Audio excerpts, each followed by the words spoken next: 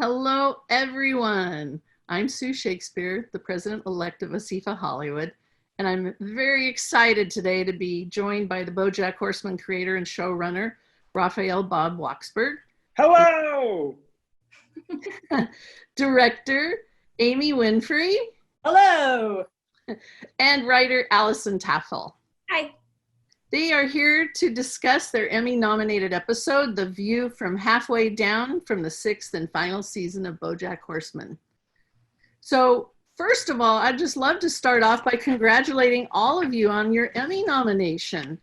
I mean, this is very exciting. It's your second Emmy nomination for an outstanding program. Yeah, pretty good. That's really good. Not bad. That would be, I'd be very thrilled and honored to have that. So, in this episode, The View from Halfway Down was really fascinating. I have lots of questions about it, and I'm sure our viewers do as well. But, first off, I was thinking maybe you could each explain to us a bit about what it is about this show that really resonates with the viewers. Big question to start with. I feel like you'd have to ask the viewers. Well, Allison, I'm going to put you on the spot. You were a viewer before you worked on the show. So what resonated with you as a viewer? I was a huge fan of this show, so I feel like I get to be that person who was the fan that then got to work on like the fan's dream. I think, first of all, working in Los Angeles, I thought it was a really good satirical, probably the best satirical thing I've seen dealing with the business and the industry, while also still kind of having universal themes that resonate with anybody from anywhere. And I really liked the two sides of it being very, very funny and silly while also not being scared to be dark. And so that's why it was like my favorite show. And so I was so honored to be staffed then on my favorite show on TV. Yeah, I think, one of the things I love about working in animation specifically is I feel like in some ways, you can bypass certain audience defenses, and that watching an animated show, maybe because you watched animated shows when you were a kid, it puts you in a more open, susceptible state. And so you can kind of, jam in some real emotional moments and really affect people.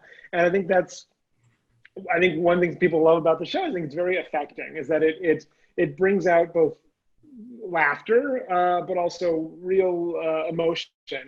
And I think it's able to do that because of the animation medium. Yeah, I agree with both of those things. It's just, it's so great to have that combination of the super silly and the profound, and the characters are so appealing, especially the animal characters, that allows you to, that gives you enough disconnect to kind of get to understand people a little bit better. Like maybe you wouldn't be watching this 40-year-old lady, but you'd watch a pink cat. I don't know why that works, but it does. Very true. Well, that really makes it funny too. I think you're right. It's very approachable. Yeah, I just love this episode, and I'm really curious. Maybe Raphael, you can explain to us why this was the specific one you chose to submit for Emmy consideration. Oh, I don't know. I mean, we didn't think about it that hard. It felt like because it's one of the last episodes of the series, it's an episode that really stuck in people's head. Also because they say the titular line in the episode, The View from Halfway Down, you see the title, The View from Halfway Down, and you immediately remember what episode that is. Sometimes we get a little more playful with our episode titles, and I worry if we submitted one of those, like, which one was that again? Which one was sunk cost and all that? But The View from Halfway Down, if you've seen the episode, you know what it refers to, and it really sticks with you. Also, I just think it's a great episode. I think it's a wonderful culmination of the show up to this point, which this is the 76th of 77 episodes, so it really had a lot to build on, but I think it also really holds up as a standalone. I think if you haven't seen BOJACK Horseman before, I wouldn't start with it, but if, let's say, you are a voting member of the Academy and you are, see this episode for your consideration and you watch it, I think it makes sense on its own. I think it does. I don't know. Let's find out. Yeah.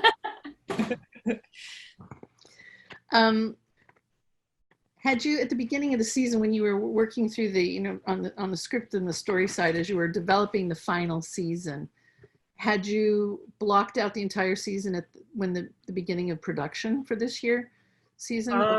Was it more evolve as you were working episode by episode? Yeah, it definitely was, you know, more of a figure out as we go kind of process, even than most years, because, you know, this year we split our final season into 2 chunks. So usually we'll do one 12 episode season, and this year we did a 16 episode season split into 2 8-episode chunks. And I think we broadly, I mean, Alison, you'll correct me if I am telling this wrong, but I think we broadly knew where we were going, but I really think we also kind of figured out each chunk as we went. So like when we got to the end of episode 8, we didn't necessarily know what episodes 9 through 16 were going to look like exactly, although we had a few markers in place. Like I think we knew episode 9 was going to be BOJACK at this new job that we set up at the end of the first chunk. I think we knew already that the penultimate episode is going to be this dinner party, and the final episode is going to be BOJACK goes to a wedding. But other than that, it was kind of like figuring it out then. All right, how do we play with these different pieces, and how do we want to move them around?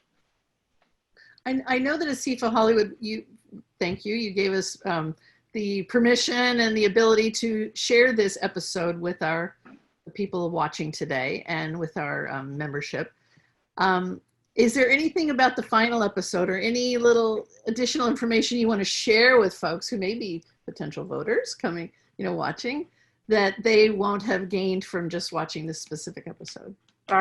I would say if you like this episode, you should go back and watch all the other episodes. I don't think you need any more information than that. And if you didn't like the episode, I don't think I'm gonna be able to tell you anything that's gonna change your mind. But I don't know. Do you feel like there's any other context people should know if they've never seen the show before and they're watching this episode? I think if you're watching this episode specifically, my only little thought is I hope you watch through the credits.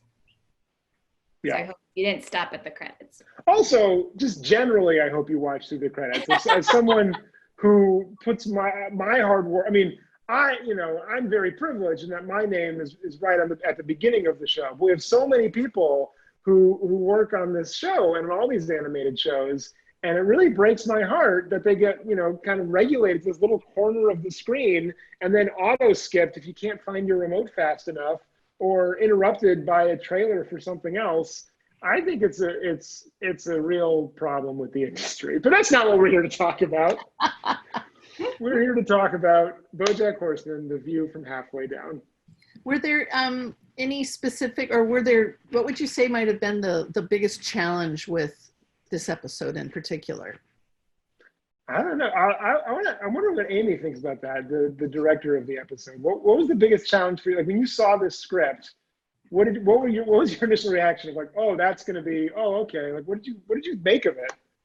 I was very excited, but also realized that it would be a huge challenge. There's just so many things going on. There's action, there's dance sequences and musical numbers, and a very long like dining scene that has a whole bunch of characters in it. So it had a lot of things, but it also seemed like it'd be a fun challenge. Yeah, one of my favorite things about Amy's direction is the way she directs characters, actually. And you know, we had another episode last season called Free Churro, which was just BOJACK talking in a monologue, and Amy directed that one as well. And when you do things like that, or in this episode, just a dinner party scene where it's just people around a dinner table having a conversation, you really have to lean into the expressiveness of the characters. And I think, you know, sometimes in animation, it can be tempting. It's like, they have a lot of wild stuff happening, but you can actually do a lot with just like minor expression shifts. And I think Amy did a really lovely job directing this episode and the acting in it. Can you share with us, because one thing I found really fascinating with the episode was, as I was brought into it and figuring out what was going on, the black goo. I found that really fascinating. And the door, you know, the doorway, like, oh, is that hell coming up for him? What is, and we even have a question from one of our panel participants today. which let me bring this question up because it kind of coincides with my goo questions for when you talk about goo. This is from Ezra Edmond, and the question says, of course, the black oil goop in View from Halfway Down is representative of the pool water. Of course. Sounds like he answered your question for you. No, but this is fascinating. See, I didn't get that. He was saying, but I was wondering, was any inspiration taken from Little Nemo and Slumberland? The dream aspect of the nightmare goop felt like a callback to that film. And he was wondering, Ezra was wondering if it was referenced while developing the idea for the episode, or if it's just a charming coincidence. Allison, what do you remember about the black goop? I love being compared to Little Nemo. That's very cool. I feel like it started with the doorway. I remember with talking about where are these people going after this kind of dinner and a show. And so I decided in the outline, at least, to write my greatest fear, which is opening a doorway into absolute nothingness and you have no idea what's going to happen to you. And oh my God, isn't that scary? And then as we talked and developed more of the episode, we realized we wanted to bring that jeopardy in a little bit earlier. And what if not only was there this doorway of unknown, it was actually seeping into where you currently are, and how that would kind of, like, having no control over that and how scary that would be. So I think the focus was really to be scary. So I don't know if there's any specific thing. And then when I finally saw it with what Amy and the animation team did, I love I don't know the name of it, but like the white, like the kind of bubbly aspect that made it look really goopy and sticky. That's not how I imagined it. And so when I got to finally see it, I was like, oh my God, it's even more scary. The whole evolution of it, it felt like a really cool thing that started with one idea that led to another, that led to the beautiful artwork that added to it. I think the goop is a great example of like the collaboration of doing animation.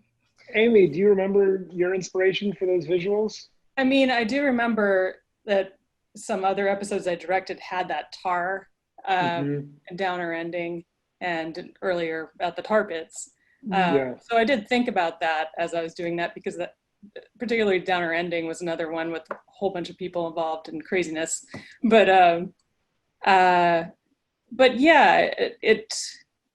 the door and the goo, those were things that we had to figure out, like how to make that door dynamic before the goo starts coming out of it. That's why I pitched the idea of having the doorway slowly move closer during the poem, just to have a little bit something visual happening while the poem is being read. But the look of the goo itself at the end, that ended up being the animation team. And I don't know what they watched. But, but I do think the tar was a big part of it for me too. And kind of linking back to some of the earlier conversations in the series about LA being a tar pit, and then specifically you, the individual, being a tar pit, and BOJACK kind of sinking in his own tar felt like a very apt visual for this last moment. It was beautifully animated. I noticed as I was watching it that the animation on that is very full, and it was really stunningly beautiful, I thought. And so I just wanted to give you that compliment. Yeah, that was done in-house, not in Korea. So it felt, but they did it, it was really well, the boarding and the design of it. It was very dynamic, that whole episode. And here's another question we have from Rossiter saying, what was the inspiration for the show? For the show? I'd have to go back a ways. The inspiration for the show was actually two things at once. It was one, was I really wanted an excuse to work with my friend Lisa Hanawalt. And she's an artist, and she'd been drawing these animal people and just kind of posting them on her blog or drawing little mini comics out of them. And so I was new to LA, and I was bouncing from pitch meeting to pitch meeting. And one day I asked her, I said, okay, if I just print out a couple of your animals and make a show around them. And then the other thing was, when I first moved to LA, I was living in this house up in the Hollywood Hills. It was like a friend of a friend of a friend's where I was crashing. It was this beautiful mansion, not dissimilar from where BOJACK lives on the show. And I was in like a tiny closet. I was basically the Todd of the house. But I was kind of crammed in there. And I remember I also didn't know anybody. And I remember looking out over the deck one day and feeling simultaneously on top of the world and also very alone and isolated. And that was the beginning of the character for me, was someone who had, had every opportunity for success, but still couldn't find a way to be happy and looked like one of Lisa's animal people. That was the beginning of the show. Fascinating, fascinating. I'm curious how you evolved that idea, because in this universe you have humans and you have animals who are humans or act like humans, walk around, a horse walking around on two legs. And yet you've brought those different, paradigms all together in one universe really well. Did you have I'm curious if there were specific rules about how you would do that. Yeah. It's funny because Lisa now is doing her own show, Tuca and Birdie, and one of her mandates is no more rules. Let's just have fun. It's a cartoon. But I was very strict on BoJack. And once we set a precedent, that's what it was, and we couldn't change things around. So we would, for example, in our world, there's animal people, who walk on two legs and wear clothes, but there are no other animals. So we have Goofies, but we don't have Plutos. That's the rules of the show. And when you kind of step that out a little bit, the implications of that are very strange. Because then you go, well, what are they eating? Are they eating meat? And if so, are those other people that live in their society? So that gave us a question to answer. Or what's going on underneath the ocean? Are there fish walking around like people? So that gave us another avenue for storytelling. But then also it became a pain in the ass, in designs, when someone would draw a fish symbol, and I go, what is that shape? That shape doesn't exist in this universe. So there are a handful of things that have made it through that I'm oh no, there's a picture of a bird there. Why is that bird? That doesn't exist. I guess it's a mythical creature. It would be for us to have a griffin or a unicorn on something, to have an actual bird that doesn't have human legs. Or I know Sarah Lynn has a tattoo that was two snakes, and we actually went in and adjusted it to make it look more like a Celtic symbol or something, and connected it so they weren't actually snakes. It was just a nonsense symbol. Do you remember any other frustrations like that, Amy, of pitching something and then realizing oh no, this doesn't work with the rules?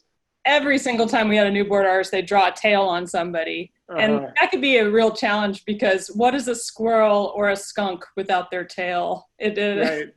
Yeah, some of our jokes weren't quite working there. So the general rule for new animals was they're human from the neck down, unless there is something iconic about that animal or specific about that animal, right? So a dragonfly will have wings, or I think we had a scorpion that had a tail, because that's what makes a scorpion a scorpion. Yeah. But generally, no tails.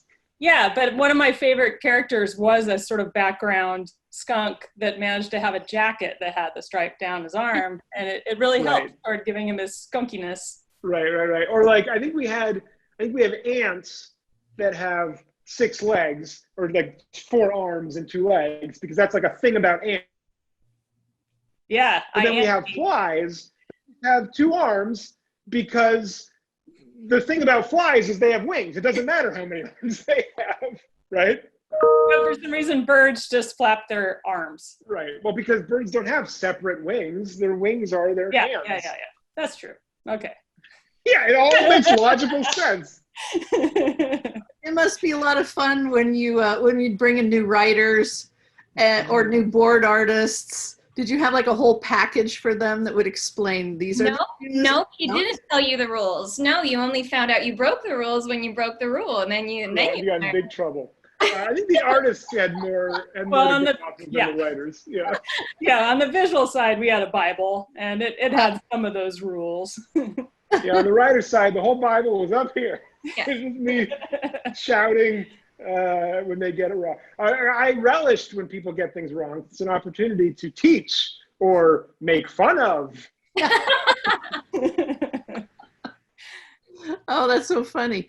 Did I noticed that in the early episodes of the series, because when I started watching it a long time ago, that they were more less angst ridden. They were more kind of humorous and funny, but it seemed like the voice, the deeper voice of it sort of evolved over time, where he, after the first few episodes, it seemed like it got a little more serious, or more, capturing some of those aspects of life for everybody. Yeah. Intentional? Well, I mean, I came on in season 4, so I think that's when it just got real deep and real good, and it was basically when I jumped on. That's all I know. So you can really feel the tafluence in those later episodes. But wait, in the second I started half on of the series. episode 4. And I think that had a real dark turn. Also, I think that's what happened. Yeah. We Yeah. jumped on. The winspiration. Winspiration is when that kicked in, is what we call that. Here comes Amy Winfrey with her winspiration. No, I mean, I think, yes, the pitch behind the show is that it's going to start very light and silly, like you would expect an adult animated show to, and it's going to get gradually darker over the course of its first season. So by the end of the season, you're like feeling feelings, and you're like, right, where did these feelings come from? I didn't want to feel for these characters. They tricked me. And then before you even know it, we were running off laughing all the way to the bank. But I think part of that also was just the nature of the show and how it was built, and that, we wanted to tell a serialized story because we were on this new thing called Netflix, where people would watch the episodes in order. And so we thought, won't this be fun if we don't just snap back to the status quo at the end of every episode, if things that happen tend to linger. But because, it exists in some levels in a wacky, crazy, cartoony universe, like really incredible stuff happened. But then if you kind of logic that out and go, okay, well, what are the lasting ramifications of that? Like, yeah, it would start to get overwhelming and heavier the longer you're living in this world with this guy who almost like he believes he's living in a cartoon with no consequences, right? Like he thinks he's living in The Simpsons, but oh no, actually he's living in Mad Men. Nobody told him he's on Breaking Bad. That's really the fundamental pitch of the show, season 1 at least, is that there's a guy who thinks he's like Sterling Archer, but it turns out he's Don Draper. And nobody's told him, and he's gradually figures that out over the course of the first season. Funny. That's so great. I think everyone would love to know a little bit about each of you and how you came into the animation, how you got into the animation business. Where did you come from, and how, why animation, and what is it and what you love about it? Well, Amy, you start, because I feel like you're the most like animation person here. Cool foreground element.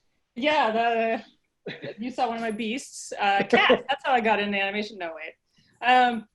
I was an English major at UCLA, and I saw an animation class in the course catalog and decided to take it. I had to make a 15-second film. It was really hard. I thought that was a lot of work. I'm never doing that again. But then I saw it with an audience, and I was hooked. I just really loved getting a reaction. And so I started to make some more films. I ended up working on the first season of South Park before it was out, and also going to graduate school at UCLA in animation. Excellent. So you're well grounded in just the education as well as the real world experience before you came into BOJACK HORSEMAN. Yeah, I'm glad I had that experience of making a film from scratch, so I know a lot about each step in the process. So I still have a great love, and I love sound design. I love every single bit of the final product, and I think it's still helpful. I agree. I think that's really important for a director, so you understand. So if the story people come up with crazy ideas that really can't be executed, you can hone it. And I think I like to write, so I have great sympathy for writers, and I want to see their stuff look good on screen. I do feel like that's part of it too. I want to translate what they've done. And also, you made the Muffin films, which was one of my favorite things on the internet. and a forerunner to all the streaming video we have now. Where really, what would Netflix be? What would Amazon or Hulu be without Muffin Film paving the way? My thesis at UCLA was 12 short films about muffins that were online. And people found them. I started selling a bunch of t-shirts and I started making more web cartoons, and that's kind of how I got going. Oh, that's great. Yeah. Great. As for me, I mean, I was never really an animation guy. Well, that's not true. I mean, I guess I experimented with some animated stuff in college. I mean, who isn't experimenting in college with animation, right? But I was a fan of animation, certainly. But I was mostly writing live action stuff, but I was pitching around town. I was looking for connections and trying to do stuff, and I met with these guys at Tornante, Steve Cohen and Noel Bright, who are executive producers on BoJack now, and they asked me if I had any animated ideas, and I was like, I sure do. And I pulled these Lisa Hanawalt sketches out of my briefcase. I was carrying around a briefcase to every meeting, if you can imagine, with Lisa Hanawalt sketches, a manila folder, and a cup of coffee. And a 3-hole punch, because you never know when you're going to need them. And then from there, I developed this show, and I was really lucky to have my partners at Tornante and at Shadow Machine, and Lisa and Mike Hollingsworth, our supervising director, who kind of gave me a crash course in how an animated show works and how to make it. And I'm very fortunate to have people like Amy working on it, who are like, yeah, we know how to do this, because I feel like I learned a lot, and now I kind of know how to do this. What about you, Allison? Are you an animation person? I grew up really loving animation. So BoJack was my first animated show that I worked on. It was my first writing job that I worked on. And I grew up being a Disney person, being from Colorado. I love South Park. I love Who Framed Roger Rabbit, is one of my favorite movies. But to be honest, I always thought it was kind of, especially adult animation, was skewed toward men. I didn't really think that there would be a show like that. I thought I was thinking like The Simpsons and Rick and Morty and South Park, which are shows that I love, but I felt that they were being made for a different audience than me. And I think one great thing about BoJack is, even though, yes, our main character is a horseman, I really think the female characters on the show are really fleshed out and dynamic and interesting. And so since being on BoJack, I've been very like gung-ho about there should be more women-focused adult animated comedies out there. So I think I went in thinking I was a live action writer and left being like, let's part of the revolution, like kind of feel. So yeah, it turned me into a huge animation fan. I love the fact you're from Colorado. I am too. I moved out here. Yep. Where are you from? I'm from the Cherry Creek area of Denver. No way. I'm from Longmont, Colorado. Oh my gosh, my best friend lives in Longmont. Awesome. I spent a lot of time there. See, in Colorado, we're at that higher altitude. We were really creative people there. I've heard that. Yeah. So, I see we have a question from RJ DeLeon. Sorry, my eyes are a little. DeLeon Vega.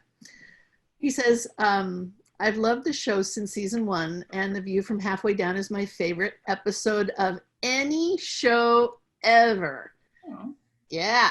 So he then asks, what advice would you give to an aspiring young writer?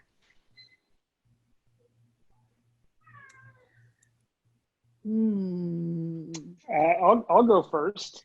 I would say write the things that you want to see, not the things you think you should be writing, or the things you think other people are going to want to see. Write what you love. Because I think that's also, we talk about the evolution of BoJack. I think that's when it found its voice, really, is when I felt more comfortable writing what I wanted the show to be and stopped trying to write the show that I thought it was supposed to be. That's great advice. What about you ladies? Do you have any advice? I know. You're hoarding it all for yourself? I'm trying to think of a distilled thing of what people have told me, which is, write every day. It doesn't have to be good. I think people get really stuck on the actual physical act of writing. And I think sometimes just opening a blank Google Doc And if you're writing, all you're writing is like, I hate writing, I don't know what I'm doing, and it's a stream of thought thing, I think actually the biggest hump is like trying to actually get your idea on paper. And so writing a little bit every day will eventually lead to writing a lot every day, to now it's something that you can't not do. And I think that's the biggest hurdle from people who have aspirations to write to actually writing, is just the actual scary act of actually doing it. So just do it little by little until it's a lot every day. Great advice. Amy, what do you got? I love to go, and I can't right now, but I would always go in the morning before work to a coffee shop and just do a little bit, and just use something small like a headline to kind of start out the day, to kind of write some sort of strange little beginning of a story, and things like that. Yeah, it just get you in the habit of writing more, and the more you do, the better you get. I have one more piece of advice that's maybe slightly counterintuitive, but that is to find recreation activities that don't involve taking things in. Like, because I think it's important, you can't be writing all the time, and you need to do other stuff, but it's tempting in your non-writing times to just be like on Twitter or watching movies or even reading books. And I think it's good to do stuff with your hands, like gardening or puzzles or Legos, that make it so that you cannot be typing or watching or reading, because that's when you'll generate ideas that, you know, they'll come to you when you're not thinking about them. But if you are constantly taking in stuff, you don't have room to generate your own stuff. That's great advice. Really good advice. You know, here's an interesting question. I'll be the judge of that. Oh, we'll see.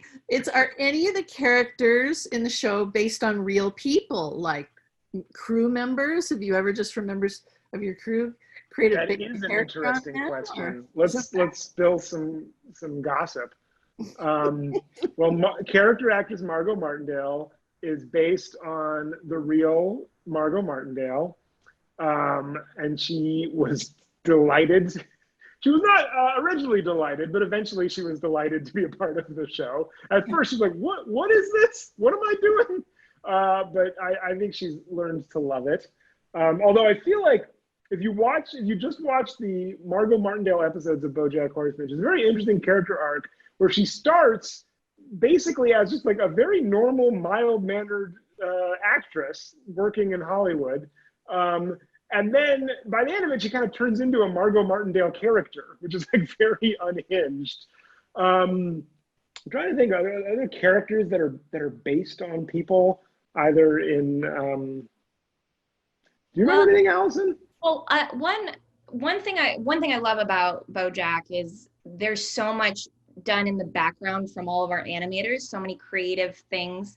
And so one of my favorites that's like full of Easter eggs is in the last season, I think it was Xerox of a Xerox, where BoJack is going to a comedy club. And you know how at comedy clubs you have all of those headshots of, when you go to a regular comedy club, there's headshots, and you can pause that.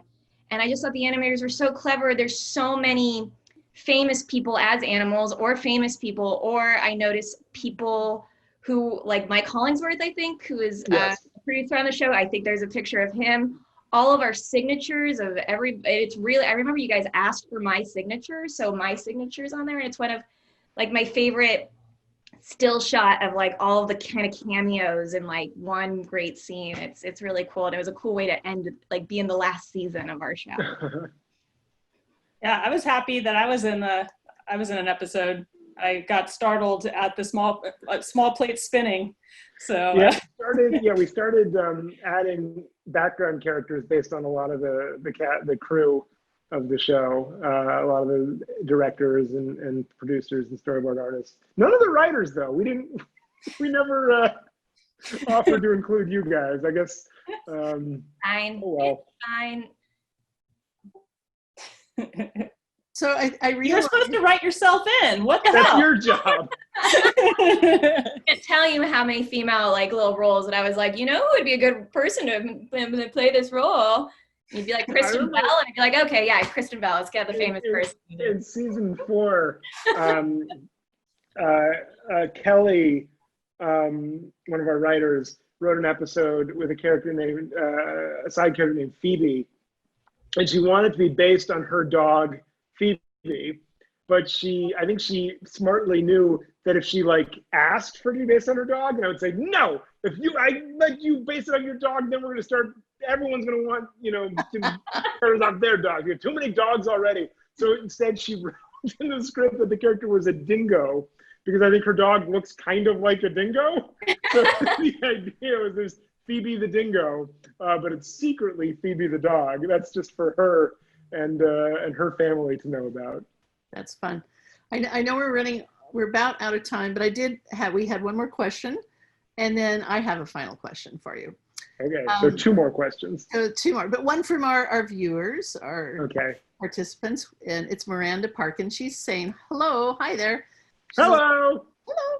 And she says, I want to ask, what's your favorite thing about working on BOJACK, and specifically this episode? And then she has a PS. She goes, Amy, I love your Making Friends pillow. You can see your pillow back there. So your favorite thing about working on BOJACK, and what was your favorite thing about this episode? My favorite thing is the people. What a wonderful group to get to work with for 7 years, six seasons. But how many years? It was a lot of years, but it was six seasons, 77 episodes. I'm so blessed. It was a joy. I mean, they did great work, but more than that, it was just fun. I liked being around them, which you don't always get to say about your projects. And my favorite thing about this episode, I don't know if I could decide. Come back to me. You guys go first. My favorite thing of working on the show, well, similar to Raphael's answer, but to make it my own, take it and make it mine. I was a big fan of the show. And so, what would have been a big bummer is to be like a huge fan and then come onto the show and have a horrible experience and be like, oh, don't be your heroes, kids. And the fact that it was not that at all. And it just really set the bar high of like, you can work on a show where everyone is really kind and enthusiastic and happy to be there and supportive, and you can still have a great product from it, as opposed to some ideas where you have to suffer in order to make something great. It was really, it was the best. It was so fun. I missed you guys. It was really fun to work on the show. And then I think in this episode, I was so honored to get to write it, because I know it was one that we had talked about for a long time. So I was just incredibly excited to get to be the one to be the writer on it. And probably the big part after the fact was the poem. I was very scared to write that poem. I didn't originally want a poem in the episode, and then Raphael made me include one. I made you. Yes, you are writing an episode of television. I made you write the episode. I hired you and paid you to write this episode. So he made me write it. But at the time I was just hopeful that it was good enough, that I could impress my peers and that it worked, and that I didn't see coming what has happened, which is after the fact, I have received so many people emailing me and messaging me on social media of how much that poem has meant to them.